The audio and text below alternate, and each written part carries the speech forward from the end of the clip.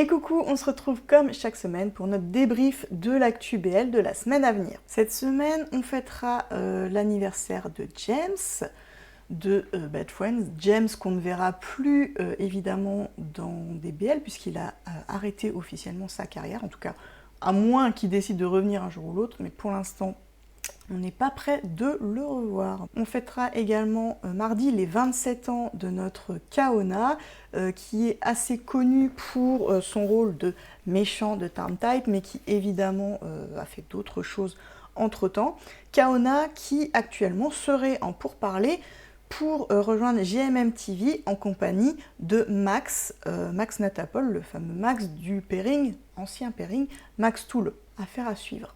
Mercredi, nous fêterons les 37 ans de Xu Feng. Alors Xu Feng, un acteur que j'aime beaucoup personnellement, je le trouve extrêmement beau cet acteur, et il a joué lui pour sa part dans Advance Bravely. Jeudi, nous fêterons les 30 ans de Charles Tout. Charles Tout qu'on a vu récemment dans First Note of Love et qu'on avait vu également dans History 4. Vendredi, on fêtera l'anniversaire de Time Damawat, donc lui qui est issu du BL Call It What You Want, BL en 2 saisons. Un BL que je trouve pour ma part assez sous-coté parce que c'est vraiment très joli. Ça se passe dans le monde du BL, justement dans l'industrie du BL. En fait, c'est l'histoire d'un réalisateur de série qui va tomber amoureux de son acteur principal. C'est une série produite par Am Anusorn. Alors le nom vous dit peut-être rien, mais il a produit beaucoup d'autres séries thaïlandaises à petit budget comme ça. Et pour ma part, j'ai beaucoup de tendresse pour lui parce que c'est le seul professionnel issu de l'industrie du BL qui a quand même tout naturellement posé un com sur ma chaîne justement à propos d'une de ses séries. Ça peut paraître anodin comme ça, mais en tant que créatrice de contenu BL, effectivement ça me fait forcément super plaisir. Surtout que le gars il a pas juste posé un petit commentaire dans le style « Salut, merci, tu parles de ma série, c'est cool », mais il a vraiment regardé la vidéo parce qu'il répond à une des critiques que j'ai faites, et ça voilà, ça fait un petit chaud au cœur, hein, je vous le cache pas. Vendredi, on fêtera également l'anniversaire de Tortana Pub qu'on a vu récemment dans Spare Me Your Mercy. Et dimanche, ce sera l'anniversaire de Jet, Sam Jet, alors qui est beaucoup moins connu lui pour le coup, qui a joué dans 7 Days Before Valentine, que personnellement j'ai pas regardé jusqu'au bout. Autant j'aime beaucoup cet acteur, hein. Physiquement je le trouve magnifique, mais j'ai vraiment pas accroché à la série. Par contre, Why You, Why Me, alors c'est un BL secondaire, hein, c'est une side BL, que personnellement j'avais bien aimé et j'attendais vraiment une suite à cette série. Et voilà, ça vient pas. Concernant les débuts de séries à venir, il y en a quelques-uns. C'était assez logique puisque la semaine prochaine, il y a le 14 février, Saint-Valentin, et traditionnellement, les romances à la Saint-Valentin, on essaye d'en envoyer un peu. Donc, on aura un BL TikTok. Alors, mettre BL entre guillemets vraiment parce que, à vrai dire, je sais pas exactement si ce sera bien un BL. En tout cas, c'est une mini-série donc verticale, vous savez, les petits formats comme ça. Donc il faut s'attendre vraiment à des petits épisodes très courts, une histoire vraiment super légère. Et par contre, elle a la particularité d'avoir quand même Net au casting, le fameux Net de Net et James dont on a parlé tout à l'heure. Les fans de Net devront jeter un coup d'œil, je pense, ça fait toujours plaisir de le voir, même si c'est que quelques petites séquences. Pour le reste, je sais vraiment pas si ce sera vraiment un BL, donc je l'ai intégré dans ma base de données, j'y jetterai un œil sans doute, mais voilà, à mettre vraiment avec des pincettes. Par contre, vendredi 14 février, donc, on aura sur Viki et Gagolala le début de Exclusive Love. À gauche, à l'écran, on est en présence de l'acteur qui a joué dans You Are Mine précédemment. Donc voilà, un BL taïwanais dispo sur Viki Gagaolala. Normalement, je pense que ça devrait être de bonne qualité. Je vous avoue que j'ai pas regardé de quoi ça parlait. Et puis commencera également The Last Time. Alors The Last Time, c'est un projet de série BL dont j'ai entendu parler depuis très très longtemps, auquel je vous avoue je pensais plus tellement parce que ça avait l'air de pas se faire. Et finalement le voilà. Alors je vous avoue, pour avoir relu le résumé, c'est pas un truc qui a l'air super jouasse, hein. Je pense que c'est pas vraiment pour moi. Sans vous faire le pitch, quelques mots-clés balancés comme ça. Donc on a alcoolisme, perte de mémoire, maladie, enfin bref, vous voyez le genre. Je suis pas sûre que c'est ma came. Et puis bon, dans tous les cas, si ça reste uniquement visible sur WeTV, je suis pas prête de le regarder de toute façon. Concernant les fins de série de la semaine, alors Eratom, mea culpa, la semaine dernière je vous parlais de Earth Killers, mais je me suis plantée dans la date, comme on dirait. Voilà, c'est les joies de tenir une énorme base de données comme ça, forcément de temps en temps on se plante, on fait des petites erreurs.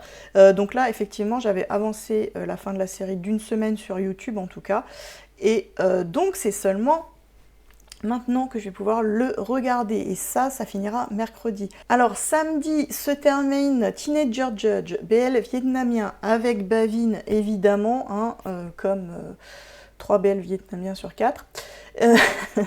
Je vous avoue que je suis un peu intriguée parce que en fait le titre et puis les quelques extraits que j'ai pu voir, ça me plaît. La proposition me plaît, c'est-à-dire qu'on est sur juge pour enfants. Est-ce que c'est Bavin le juge? Est-ce que Bavin c'est genre l'ado à problème qui va rencontrer un juge? J'en sais rien, mais je crois que dans tous les cas, ça me plaira bien. Bon, je préférais qu'il soit adulte, parce que Bavin, tu le vois que c'est pas un teenager, quoi.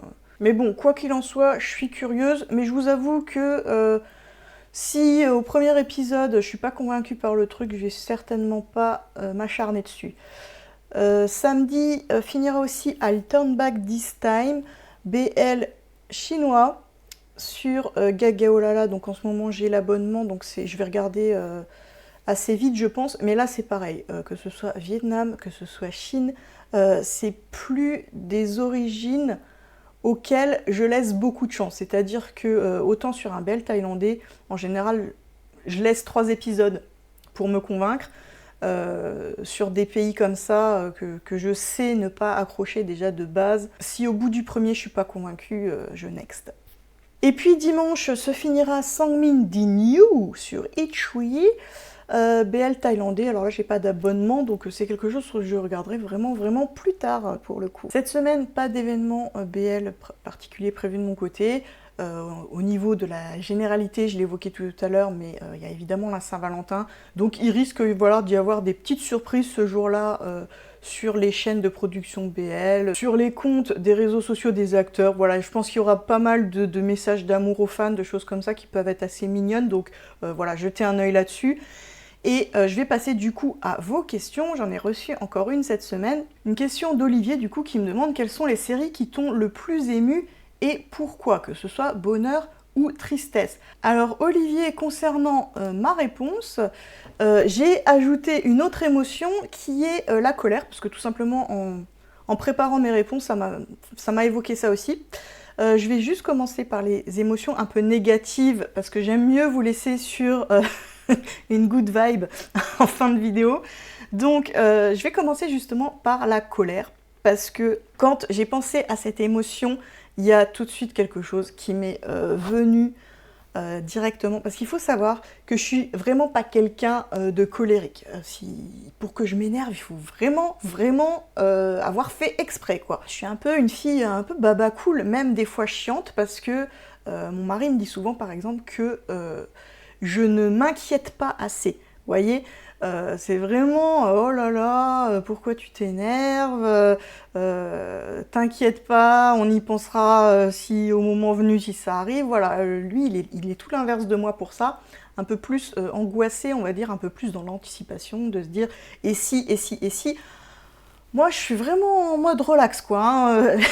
Je pense que ça se ressent dans ma façon d'être aussi, mais vous l'avez peut-être déjà cerné comme ça, mais en tout cas, voilà, c'est vraiment ma façon d'être.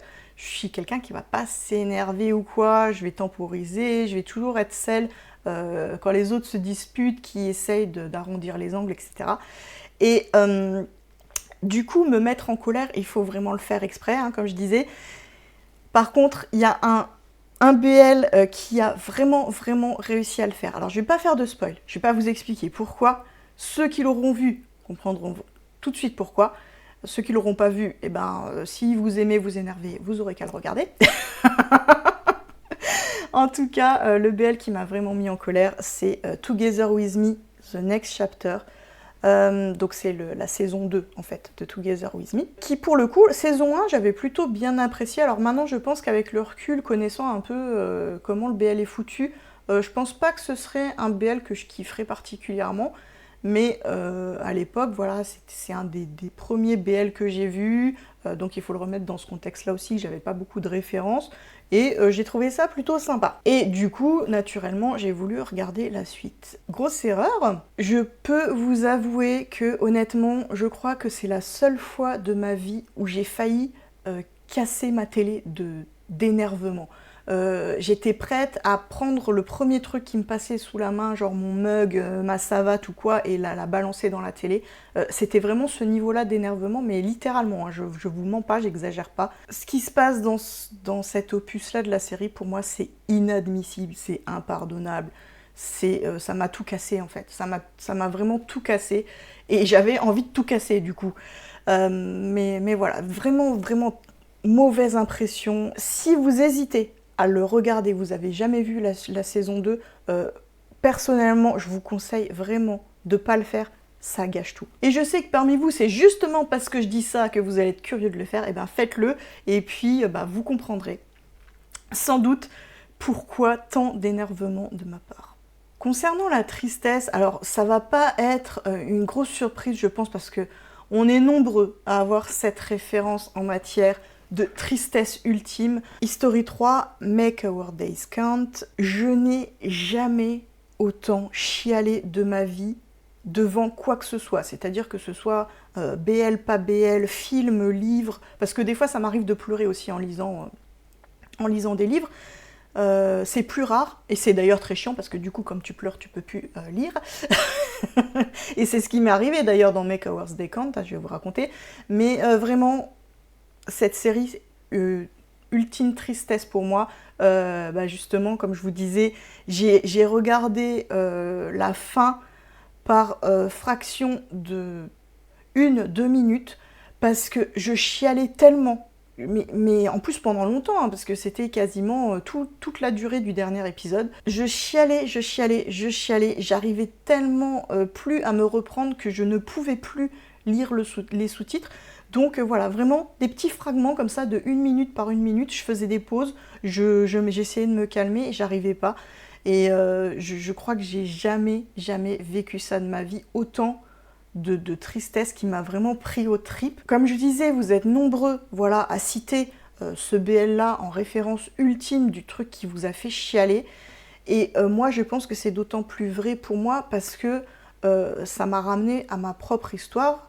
C'est-à-dire que ce qui se passe dans Make Our Days Count, je l'ai vécu personnellement. Alors pas tout à fait dans les mêmes circonstances, mais le résultat est le même. Hein. Et voilà, fatalement, c'est typiquement le type d'histoire qui va me bouffer de l'intérieur et qui va me faire super mal, qui va me faire remonter des choses. Et voilà, j'en dirai pas plus, même si fatalement, quand on parle de quelque chose qui vous rend triste et tout, pour quelqu'un qui l'aura pas vu, ça va forcément sûrement évoquer une bad ending ou quelque chose de négatif. Et je crois que, dans un sens, pour un truc tellement intense, faut peut-être y être un peu préparé. Et il faut peut-être que quelqu'un vous dise gentiment, regarde ce truc, c'est super beau, mais un jour où tu te sens bien, où tu vas pouvoir l'encaisser. Si tu regardes ça, si tu es déjà un peu déprimé ou quoi dans ta vie, que ça va pas bien, là ça va finir de t'achever quoi.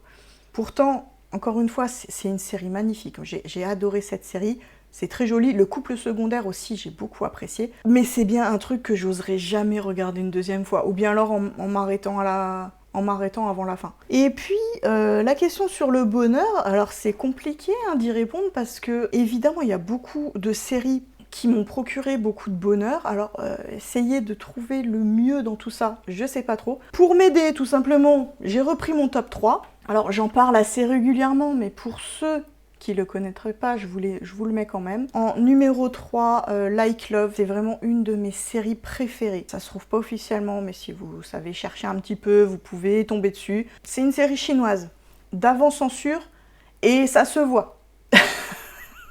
C'est-à-dire que là, tu te poses pas la question si elle a été censurée. Non, elle n'a pas été censurée. Tu t'en rends très très vite compte. C'est très très explicite sexuellement, mais c'est pas pour ça que c'est une série que j'aime bien, même si... je vous avoue, ça apporte un peu quelque chose, un peu de piquant, hein, mais vraiment, ce que j'adore dans cette série, c'est le personnage de Han Zian, à savoir celui qui est à droite sur l'affiche, là, qui est vraiment ce que j'appellerais un super tsundere, c'est-à-dire un mec très très froid avec tout le monde. Limite un peu connard, hein, on va pas se le cacher. Et par contre, avec son amoureux, alors il est taquin, il a quand même une certaine de distance comme ça, mais on le sent en fait qu'à l'intérieur il est fou d'amour, et moi j'adore ces personnages-là. Il y a une vraie différence entre ce qu'ils montrent et ce qu'ils ressentent. En deuxième position, j'ai mis Secret Crush on You parce que... alors j'ai hésité entre les deux, ou les mettre, et finalement j'ai tranché par le nombre de fois où je les ai vus. Sachant que je suis quelqu'un qui regarde jamais 2 fois la même chose. Donc quand je regarde un BL plusieurs fois d'affilée, c'est vraiment la preuve que j'ai beaucoup d'amour pour eux. Like Love, j'ai dû voir 3 ou 4 fois. Secret Crush on You, je dois être à 10 visionnages. Je regarde ça, je le lance, je ne peux plus le lâcher. Je suis in love devant. Et donc pour répondre à ta question, je pense que clairement... c'est Secret Crush on You qui m'apporte le plus de bonheur, parce que mon numéro 3 ou mon numéro 1, donc, que je vais évoquer vite fait juste après, je les aime beaucoup. C'est voilà, c'est des séries que j'adore regarder à nouveau, que je regarde toujours avec plaisir, mais je suis pas en mode smile complet devant mon écran pendant 10 heures. Déjà parce que ça dure pas 10 heures, mais en plus voilà, c'est d'autres émotions, ça fait appel à d'autres émotions. Mais voilà, je pense que c'est Secret Crush on You qui m'apporte clairement le plus de bonheur, malgré le fait que ce ne soit pas mon numéro 1, puisque mon numéro 1, ça reste Long Time No See. J'adore ce BL, du début à la fin, j'en changerai pas une virgule. Si peut-être j'étofferai un peu parce que je le trouve toujours trop court, quand je le regarde je dis quoi déjà la fin, même si voilà, je connais tous les dialogues par cœur, je connais toutes les scènes par cœur. Voilà, pour moi c'est le BL à la limite le plus complet que je connaisse, c'est-à-dire qu'en un très court laps de temps, je crois que ça dure 2 heures, le temps d'un film, t'as la tragédie, l'amour, l'humour, l'action, il y a tout dedans en fait. T'ajoutes à ça des acteurs magnifiques. Ça fait presque 5 ans que je regarde du BL, ça fait presque 5 ans que j'ai découvert Long Time To See, parce que c'était dans la première année, c'est sûr, je dis pas que c'est dans les premiers trucs que j'ai vus, mais c'était dans la première année. Like Love aussi également, hein. Secret Crush on You, c'est venu un peu plus tard. Mais voilà, bah en fait, depuis Secret Crush on You, mon classement, il a pas changé. Et j'espère que ça va un jour être bousculé. Il y a quelque chose de super percutant qui va apparaître dans mon cœur et qui va faire voler un peu ce classement. Mais je vous avoue que c'est assez figé, et j'ai pas trouvé...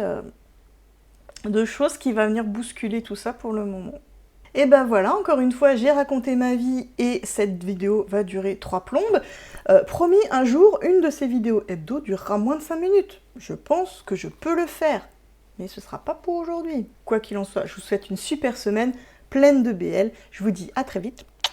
Ciao, ciao.